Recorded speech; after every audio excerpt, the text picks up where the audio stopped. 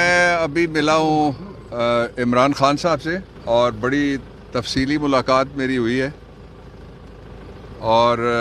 اس ملاقات کے حوالے سے پہلے میں آپ کو یہ بتانا چاہتا ہوں کہ عمران خان نے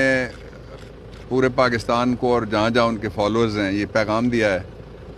کہ جیل میں آ کے مجھے پڑھنے کا موقع ملا ہے جو ویسے نہیں ملتا تھا۔ قرآن حکیم تقریباً ختم کر لیا انہوں نے انگلش ترجمے کے ساتھ، عمران خان صاحب نے قرآن حکیم اردو کی بجائے انگلش ترجمے، وہ کہتے ہیں کہ انگلش ترجمہ میں نے پڑھا ہے۔ دوسرا جو انہوں نے کتاب پڑھی ہے ابن خلدون کے بارے میں۔ تیسری کتاب انہوں نے سیدنا عمر رضی اللہ عنہ ان کے بارے میں اور ان کے دور حکمرانی کے بارے میں پڑھی ہے۔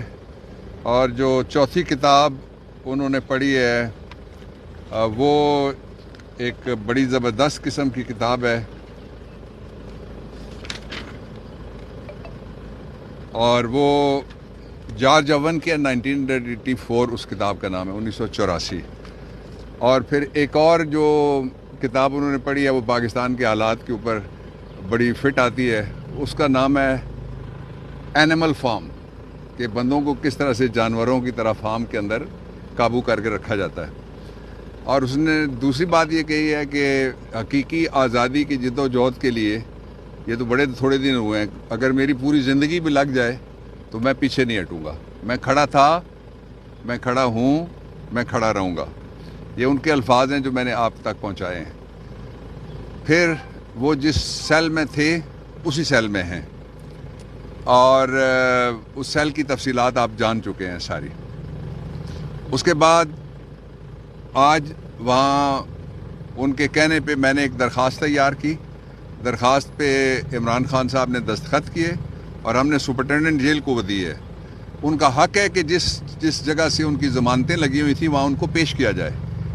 اب نہ ان کے پیش کرنے کی وجہ سے ان کا بنیادی حق متاثر ہوا ہے، رائٹ ٹو ڈیفینڈ، جس کے بارے میں آج سپریم کورٹ آف پاکستان نے بڑی تفصیل سے کہا ہے توشہ خانہ کے اوپر کہ رائٹ ٹو ڈیفینڈ ہر ملزم کا حق ہے، جو مرضی اس کے اوپر الزام ہو۔ تو یہ تو ایک جھوٹا مقدمہ ہے جس میں ایک متعصب جج نے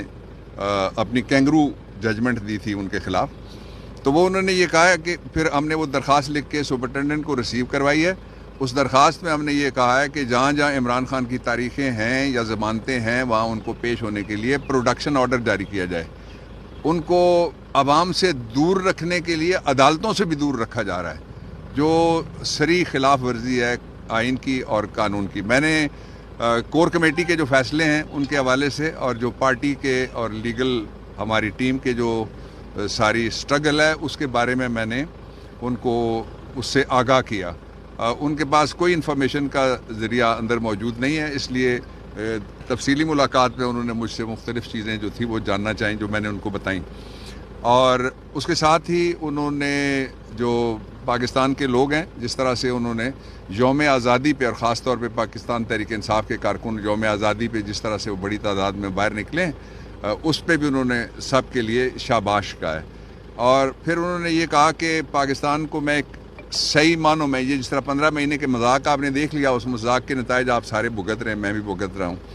جو ایک امپورٹنٹ گورنمنٹ آئی تھی۔ تو 15 مہینے والی جمہوریت نہیں، اصلی جو جمہوریت جو آئین میں لکھی ہوئی ہے، جو طرز حکمرانی ہے پاکستان کا، اور آئین کے تحت اس جو جمہوریت ہے اس کی بحالی کی جد و جہد ہے، اس کا مطلب وہ کہتے ہیں کہ حقیقی آزادی ہے، جو بالکل درست کہتے ہیں۔ پھر انہوں نے جو پاکستان کے لوگ ہیں وہ جن مشکلات اور مصائب کا شکار ہوئے ہیں ان پہ ان کو کہا ہے کہ انشاءاللہ العزیز پاکستان تحریک انصاف ان سارے مشکلات کا اور جتنی بھی تکلیفیں ہیں لوگوں کی اور مسائل جو پیدا کیے گئے 15 مہینے کے اندر،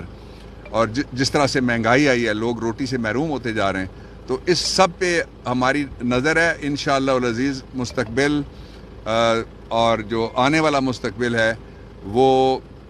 انشاءاللہ پاکستان تحریک انصاف ہے۔ ساتھ ہی انہوں نے یہ ہدایت کی ہے کہ 90 روز میں الیکشن منعقد کروانے کے لیے فوری طور پہ کور کمیٹی نے پہلے ہی فیصلہ کیا ہوا ہے، انہوں نے کہا فوری طور پہ سپریم کورٹ سے رجوع کیا جائے۔